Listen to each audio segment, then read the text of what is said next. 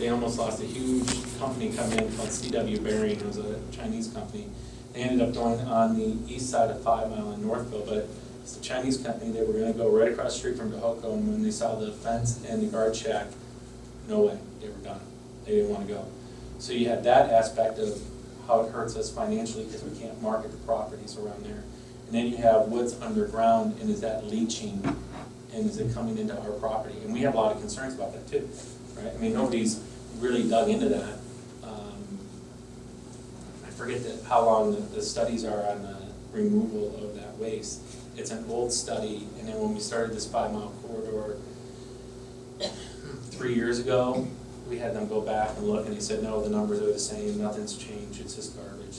The numbers are still 6 to 20. So. I'll be next. I don't want to scare you, got a list. That's Wait a okay. minute, is this DeHoco or not? You want to stay on DeHoco? And No, I'm all through DeHoco. He had another. If he has another Oh, I DeHoco, mean, let's go through DeHoco and then we'll go to the next Anybody one. else got DeHoco? No. All right, some of your critics are accusing you of expending $87,000 in legal fees for the failed DeHoco land appeal. Could you expand on that or respond to that? Yeah, I'd be more than happy to. Thank you, by the way. So when I got there, the township had already, they bought the property. Detroit sued. Judge Colombo had ruled against the township. The township had appealed to circuit court, or not, sorry, to the Court of Appeals. When I got there a year ago, that's where we were. Kevin Bennett, who's our municipal attorney, does a great job with ordinances and defending us in district court, was the lead on that case. And my first week there, he gave me a briefing on the case and talked to me about how mean the attorney was in Detroit. And I realized we're probably a little bit above where Kevin's used to playing in a lawsuit. Mm-hmm. Then we had a couple of situations where, I'm being full disclosure, where Kevin lost an appeal, the judge yelled at him for not being timely. I decided that it might be best if we bring in somebody who had some real trial experience on big cases, which we brought Cox in on that case to help Kevin with the briefs and the oral arguments. When we lost in the Court of Appeals, right, the $87,000, by the way, is the total cost going all the way to the beginning. So they say that that's just for bringing Cox on. That's not true at all. When we lost in the Court of Appeals, my thought was, and you can ask anybody on the board because I talked to pretty much everybody, hey, I have no interest in continuing to spend Plymouth Township tax dollars in defending what Ray Wojtovich did. I mean, we didn't do the posting on the property, we didn't publish the foreclosure, we didn't do any of that. We didn't notify Detroit, that was the Wayne County Treasurer. If you guys don't know how the delinquent tax fund works, give me a minute, I'll explain it. If Ann Wallace doesn't pay her taxes, I'm going to pick on Ann. If she doesn't pay her taxes, we report it to Wayne County. Wayne County makes the township whole, and then Wayne County would go after Ann for the back taxes. And they charge fees and penalties for doing that. And if she doesn't pay within 2 years, they foreclose on the property, and that's how you get these signs saying Ray Wojtovich was on TV going, we don't want to foreclose on your property, blah, blah, blah, right? That's how the delinquent tax fund works. And then when they foreclose, they get their money back plus the fees and the penalties, and it's actually been a big cash cow for the county. That's how, one of the ways we fixed the budget was the treasurer was sitting on $450 million in this delinquent tax fund. Meanwhile, the county had $175 million of total debt, and he didn't want to give any of that money up. So anyway, I said, hey, I'm not interested in spending more money to defend what Ray Wojtovich did. Hey, how you doing? Hello. We're probably we might have to get you another seat. We'll get you. Oh, hey guys. Okay. Now I see We'll get you chair some. here. And you got here. We'll get you some. So anyway, but the problem we had is we started negotiating with Wayne County on just give us our money back. That's all we want, right? Take up a portion of what we had. Wayne County started going, well, we want Detroit to agree to whatever that number is. And we got to the deadline of when we could submit the application to the Supreme Court for an appeal on the Court of Appeals case.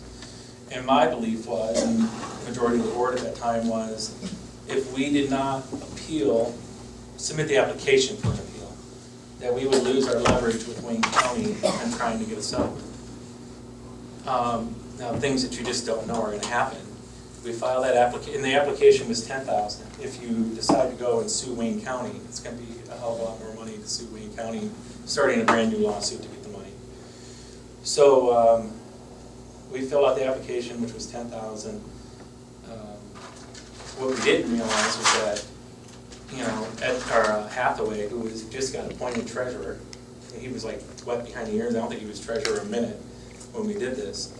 Within a month, not even a month, because this has only been 60 days, he decided he didn't want to be treasurer anymore, and he resigned. So then we had to wait for them to appoint a new treasurer, which is Eric Satie, I think you pronounce his last name right, to get some real traction on where we're going. And one of the big problems is we paid $607,000 for all that property on DeHoco. And then the question becomes, how do you calculate what we paid for our piece? Because we get to keep everything east of the Johnson Creek. We own everything east of the Johnson Creek. And then how much did we pay east for the property east of the Johnson Creek? How much did we pay west of the Johnson Creek? And how do you, out of that 607? So we've come up with a number, we're different, probably different about $10,000, or $20,000 on that number, plus, with the penalties and the fees. And then I've been pushing, saying, not only do I want that money back, but I want our interest, because the township borrowed money to buy that property. The interest that we paid, the portion, was about another $10,000. And our legal fees, because Wayne County, we spent money defending what you did, not what we did. We defended what you did. And they were part of it. And by the way, you should know, Wayne County was on our side during the circuit court case. And when we lost in circuit court, they were worried that Detroit was going to go after them in the court of claims. So they bailed out on the appeal and cut a deal with Detroit. So Detroit would drop their court of claims case against them. Because that property is worth about $10 million. Now, we were pretty close on a deal. Last week, the Supreme Court denied our application.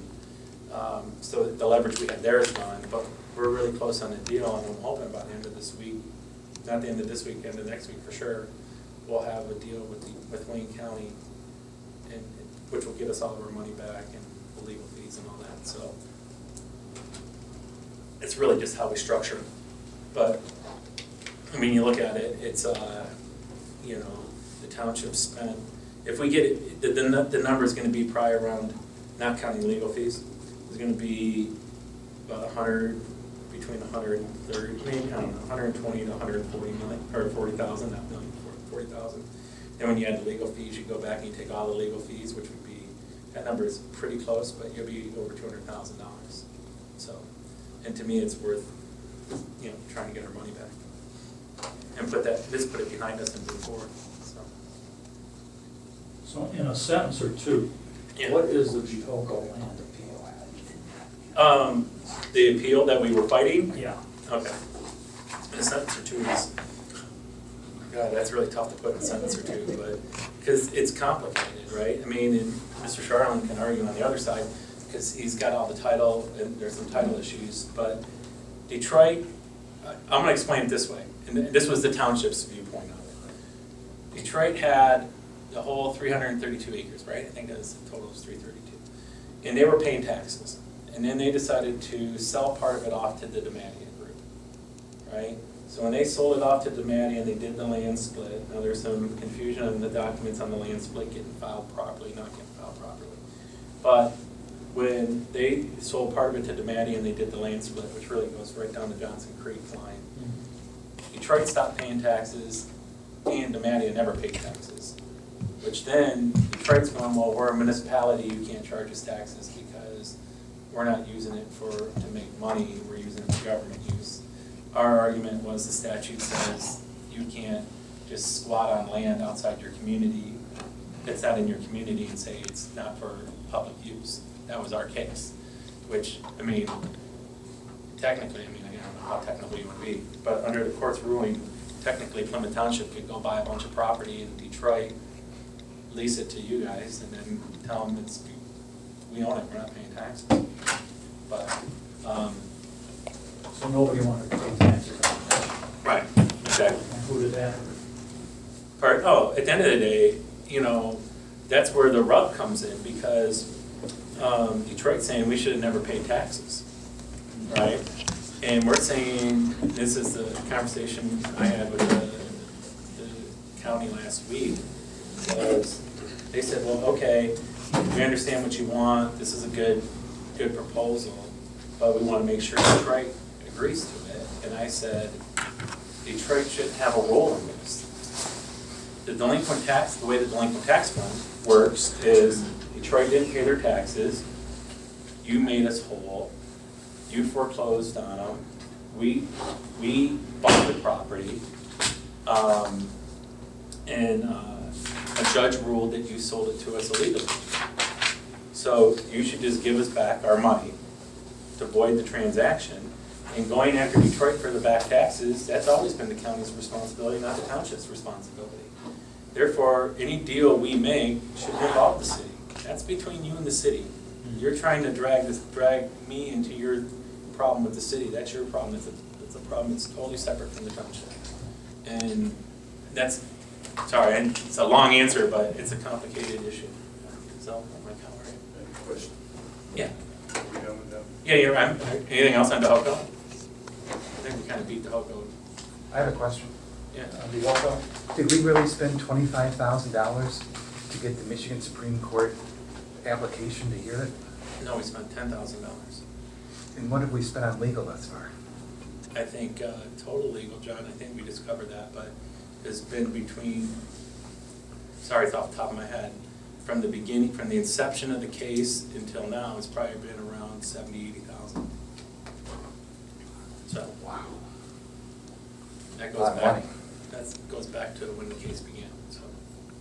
Mr. Price, Yeah. I have been unable to get a good answer from the prior